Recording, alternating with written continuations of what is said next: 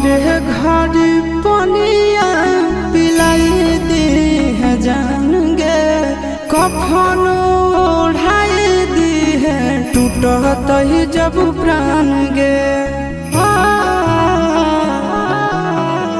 मरे घर पनिया पिलाई दी है जान गे, कफन ओढ़ाई दी है टूटत ही जब प्राण गे। हगे हमारा से तोरा जाती प्यार होता भेंट सक छात कर लगे।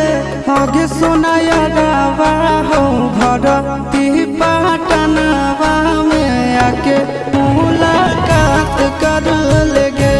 हगे सोनाया रावा